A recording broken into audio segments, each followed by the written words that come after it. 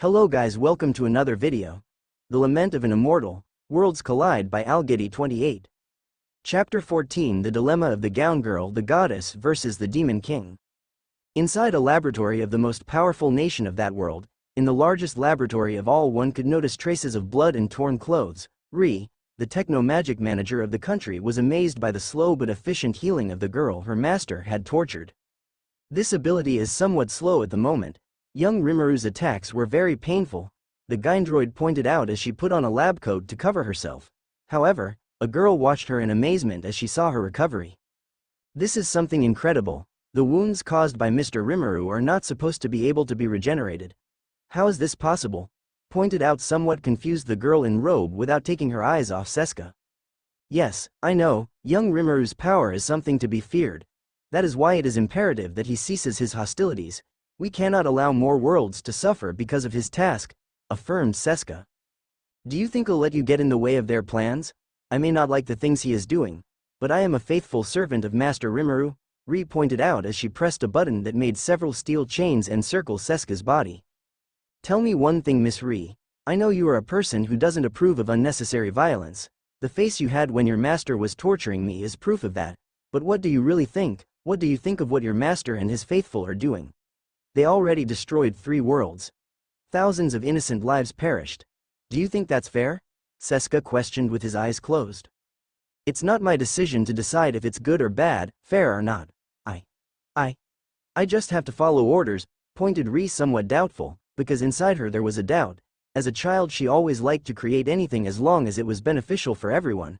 Her abilities, she saw them as a gift, and she believed that if that gift could be used to help people, it was her responsibility to use it for that. And that for some reason Seska knew. Is that what you really think, or is that what you have forced yourself to believe? Seska questioned as a light emerged from her, shattering the chains as if they were as thin as light glass. That's what we have to do. We have to support our master, that's our duty, she pointed out somewhat scared while inside she was still thinking. I don't want anyone to die, but that's something I have no say in. We have to be on Master Rimaru's side, even so I'm still terrified of death, she said to herself while remembering how Rimaru was torturing Seska previously.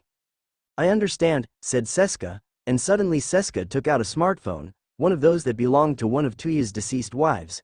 And with a single movement he projected several screens in front of Ri. What's that? What kind of magic is this? Ri questioned as she watched the images in front of her. She was shocked and horrified to see terrible scenes. Wounded knights fighting against Rimaru's troops. Innocent people being hit by spells and fights. Men fighting to save their families being stabbed by the goblin rider's spear. Children crying and running covered in blood. Some even with limbs lost by the explosions in the invasions. Innocent victims that were claiming this conflict. You recently said something. To make a cake you have to break some eggs, tell me now. Are those the eggs you were referring to? Seska pointed out as she enlarged the images so I could see the gravity of the situation. No. God, no. Turn that off, Ri replied, covering his ears in desperation. This is the truth. This is what your master and his troops are doing. This is what you said. It was not your decision whether it was bad or good, fair or not, pointed out Seska, staring at her. Stop it. Please, Ri said, scared. And that was only one town out of the hundreds they devastated. 3 worlds decimated and several conquered by the use of force. Now tell me. What do you think of what your master and his faithful are doing now? Seska questioned, somewhat annoyed, waiting for an acceptable answer. She said, somewhat frightened. Well, inside her the belief that everything should be done as her master said was disappearing. Little by little something inside her was waking up. Her judgment was becoming clearer. She still admired and wanted to support her master in whatever way she could, but inside her a desire was emerging. She didn't want to see innocent people being massacred by the people she loves and admires. So even for this moment, she would be willing to prevent her master from continuing to stain his hands with innocent blood. I don't want more people to suffer, she affirmed, looking into Seska's eyes, which made Seska smile at her in a gentle way. Tell me then, do you want to help stop this? Seska questioned, to which Ri only responded with a nod of her head, affirming her questioning. Soon Seska tapped her shoulder and they were transported away from that world. Rumblings echoed everywhere, war cries resounded along with the clash of swords. The makeshift army of various knights, golems, as well as elemental spirits fought side by side against the unstoppable Demon King's army. While the pair of dragons fought relentlessly, the spirits as well as the Babylon golems fought against orcs and goblins. "Damned demon!" shouted the elven girl knight, while with her sword she summoned fire magic about to launch her attack against the bluish-haired fellow. But her attack was blocked by the most loyal servant and general of her army. "You were warned. An attack against our master is a death sentence for you. Your world will perish for fools," Benimaru replied annoyed, launching himself against the elven knight girl. But a crystalline wall appeared in front of the attack, repelling it at once. "We will not stop fighting. Nothing else matters," pointed out the silver-haired girl, throwing herself against Benimaru with her crystalline sword, which caught Rimmeru's attention. "That sword, I guess you're Tuya's friend, a lover maybe?" Rimmeru said, seeing an opportunity to hurt Tuya by hurting someone he loves. He immediately launched a mild dark flare as a warning sign, which made Melly easily block it with her sword. "You could say he's my cousin, since we both come from the same world," she pointed out, looking at Rimmeru. To which at that moment Rimmeru launched a lightning bolt from his hand in the direction of the girl, a lightning bolt that she quickly dodged. Afterwards he launched himself on her and began to give fast blows, making that Mile barely managed to block them, because Rimmeru's speed surpassed with Cress's to hers. Soon Mile was cornered in front of Rimmeru's attacks, and when she was about to connect a critical blow she was stopped by an aurora that created a barrier between them. "Azusa," said Rimmeru somewhat seriously, looking at the girl who had been helped by the three elemental spirits. "I ask you with my heart in my hand, for what our daughters once were, for the memory of our past. Please desist now," said Azusa, being supported by the water pillar spirit, Nerida, as she was still not recovering from the paralysis spell. "This has to stop.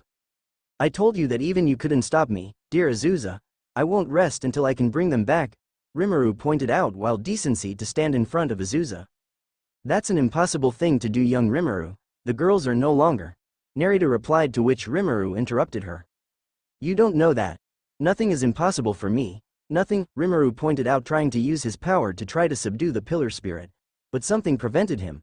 He could feel it, a power that surpassed the common spirits protected these beings. "I'm afraid he can't control us like the spirits of his world. We are pillar spirits and we only obey the will of our king. Besides, he confers us his protection since he formed a pact with us since before his ascension to a supreme being," pointed out Nerida, which made Azusa surprised, since Tuya didn't tell her that he was the king of the spirits. "In any case, all he would have to do is defeat this king, and his protection would be out, or am I wrong?" Rimmeru pointed out with a straight face. Then with a snap of his fingers three of the most powerful beings in his world made their presence known. "Ultima, Testarossa, Carrera. Your turn," and so the three primordials who were at the command of Tempest's ruler came to their call. "Yes," all three mentioned in unison, as they launched themselves against the three spirits that were with Azusa, so that Rimmeru and Azusa could be alone. And so, the battle between the three spirits and three of Tempest's black core began. "Azusa, don't try to stop me. I don't want to hurt you, but I will if I have to," Rimmeru pointed out, looking her in the eyes. That's when she realized that she couldn't convince him. Rimmeru's determination was one of her great strengths. "You are not realizing the gravity of the situation. Besides, it is impossible to revive the girls. Your quest is a lost quest. You have to understand that," Azusa pointed out with crystalline eyes, trying to hold back tears. "Is that what he told you, or is that what he forced you to say?" Rimmeru questioned. "Do you think someone is forcing me to this? Really, Rimmeru? I am here because I want to, by my own decision. I am here because I don't want anyone else to suffer. I am here because I know it is my fault that you made that decision. My pain reflected it on you and I took it out on you. I failed you before and I don't want to fail you again. I want to help you. That's why I am here," Azusa pointed out, touching his chest with her left hand. "You never failed me, Azusa, you were right. It was my fault. My mistake cost the girls' lives," he answered her. "But I will make it right, even if I have to turn existence itself against me," Rimmeru pointed, looking at his fist. She knew it. He was not playing. He was willing to do anything to revive all those people who perished after that incident. So she made her decision. She knew she couldn't win a battle against Rimmeru, for if the god heir himself doubted her abilities to defeat him, a lesser goddess would have no better luck. Even so, she would fight so that the two of them wouldn't fight each other. "Then we have no other choice," she affirmed, preparing to attack.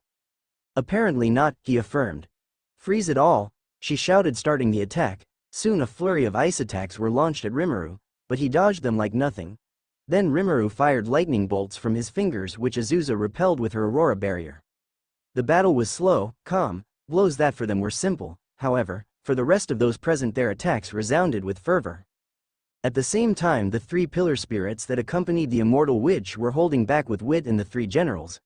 Benimaru was fighting against the elven knight. Veldora was on par with blows against Toru. And the legion of goblins and orcs were beginning to advance to the city but were repelled by lesser spirits familiar to the pillars. Suddenly the fight between the two titans began to shake the battlefield.